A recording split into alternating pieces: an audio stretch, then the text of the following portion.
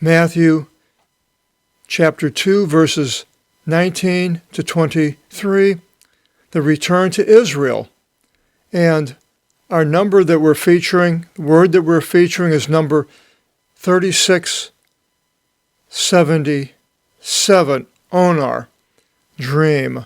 And the Greek word structure, grammar structure is going to be prepositions again. I'm going to go through those so we get them down pretty good. Right here it begins, televtisantos they to erodu. But Herod having come to an end. I mentioned before all the things in the last chapter about Herod, but I was telling you how bad of a king he was, and I read it says Herod the Great tortured his children's friends to check if his children might be turning against him. He executed 3 of his own sons when he became suspicious, and even killed his favorite wife because she was accused of plotting his downfall. So this is how terrible this man is. Idhu, angelos Kyriou, kat onar, phainete to Iosif in Aegypto. Behold, angelos, the double alpha gamma gamma, messenger angel of the Lord, omicron iota of genitive of the Lord, kat, onar, by. Now we have the first preposition here, kata. I'll go up to our study so we can bring these out and you can see them and go back if you need to. So here they are all here, the preposition for one case, and eis, ek, en, pro, sin, and preposition governing 2 cases, ana, thea. Wherever it ends with a vowel, then basically that can be abbreviated to taking the vowel out when there's a vowel following it, the word following. Thea, kata, not this one though, parex, eper, no, can't shorten that one. Then the preposition governing 3 cases, epi, meta, para, peri, pros, epo. So those are all of our prepositions. If you need to, you can go back, or better yet, go into our study guide. It's free to download, and you'll have all this information about the different parts of Greek grammar. Now, as I mentioned, onar, by dream. Behold, an angel of the Lord, kat onar, by dream, appears to Joseph in Egypt. Well, this is interesting because I was doing a search in our app, and I saw, well, there was another word that popped up for dream, and that was anipneon, number 1797, 1798. And anipneon means in sleep. In hypnos. Well, we have the word hypnotic as the second part of that compound word using the preposition anipneon, in sleep. And then where is onar? Onar only appears in the New Testament basically right here with Joseph, except for one other place. Let's go to our app right here. And the app, as you can see, there's anipneon. And we have, if you go through here, the first anipneon mentioned is in Genesis 28:12 with Jacob going back to Israel, I believe, to the country, to Canaan. He saw the stairway into heaven. Now, I'm trying to think if that was when he was coming back or when he was going. Maybe it was when he was going to Laban. I'm not sure. But that was one place. And then Joseph, as reading the dreams, and he had the dream, and he told it to his brothers and his father. When he was in jail, he had the dream of the baker, the dream of the wine taster, and then finally the dream of Pharaoh, and that's in of Genesis 37:41. Every place is anipneon, in sleep. Next would have been Gideon, who in Judges 7:15 went down into the camp of the enemy, and a man was dreaming, and he told the other person about his dream of seeing this stone rolling into the camp, and said that was Gideon, and Gideon then attacked the camp. 1 Kings 3:5, and then later 15, it says, "And the Lord appeared to Solomon in sleep at night. And the Lord said to Solomon, ask any request for yourself." And then later in 15, "And Solomon woke up, and he knew the dream." So God communicated through the dream. Then God communicated through Daniel, the dreams of Nebuchadnezzar in all of Daniel chapter 2 and chapter 4, and then later chapter 7, verse 1 with Belshazzar, the next king. So the only place in the New Testament that it uses enipneon is in Acts 2:17, when Stephen is quoting this place. I think it was Stephen, when he's quoting the Old Testament, because the Old Testament uses enipneon. But then onar only appears 6 times in the New Testament, and we go down and we see all the places. In the app, you can go open the app and study enipneon to your heart's content. It's really wonderful. And then we get down to the bottom here, and there's Matthew. And all the places that it appears, except for one, is with Joseph in chapter 2, verses 12, 13, 19, and 22. And the other one is Herod's wife in Matthew 27:19. And it says, and of his sitting down upon the rostrum. Well, I want to enlarge it here. His wife sent to him, saying, "Let there be nothing between you and that just one, for I suffered much today by a dream concerning him." So that's the only place that onar appears. Now, why there's 2 different words, I don't know. I haven't been that educated in the Greek language to know things in that detailed as why it uses and switches over from enipneon to onar in the New Testament. And I suppose a Greek national would hopefully have that answer. You never know. Now going back to our text in verse 20, saying, having arisen paralave to the child. Having arisen, paralave topai theon, ketin mitera avtu. Take to yourself the child and his mother, ke porevo is gin Israel, and go into the land of Israel. So the angel's telling Joseph now to return back to where he was. Now I wanted to show this here, this paralave. Paralave is number 3880, is from, if you looked up 3880, the root word is paralamvano.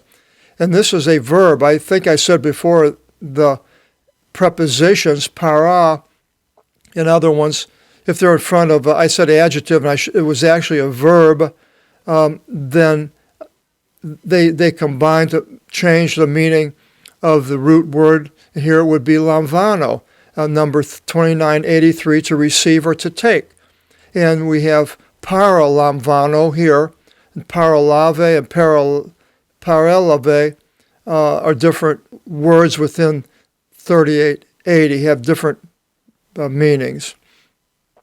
And then it will go down and we'll have apelthin, and that is perkome, 565, and it has an op, and so it's apo, 575, and erkome, to come or to arrive. And then another word as we go through down here in number 402, anachorison. And have anachoreo is where number 402, and it's so ana 303, preposition, and horeo 5562 to have space or capacity. And then the final one is katokithson 2730, and the root word for it is katikeo from 2596, kata, the preposition, and ikeo, to dwell or to inhabit, 3611. Now all of this is available. You can download Machen's grammar, and here's a little excerpt that I took out of it to explain. These are called compound verbs. Prepositions, which all these we went through, showed you the list earlier, are frequently prefixed to verbs, which the 4 that are in this verse I have displayed, and the meaning of the verb is modified by the preposition in a way that is often easily understood from the common meaning of the preposition. But sometimes, however, the matter is not so simple. Sometimes the meaning of the compound verb cannot easily be determined from the separate meanings of its 2 compound parts.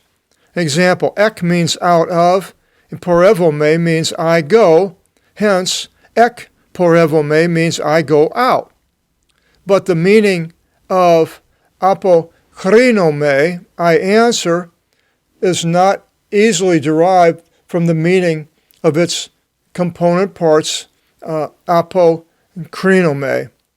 So this was in Machen's grammar, which I showed you, where you can actually download the PDF if you want and go and study the Greek grammar more in depth, or just pick certain subjects. A lot of it in there is just way more than I think an average person needs to know about Greek grammar. I mean, it would be like if you wanted to, sort of learn English to read the books, but then you had to take a grammar class and learn all kinds of the different types of participles and everything. It's like, well, do you really need to go in that far into detail? But not so with the Apostolic Bible, with we're doing it, because I've already broken it all down in the analytical lexicon. Now continuing, so paralave, take to yourself the child and his mother, go into the Gen Israel, ke porevo.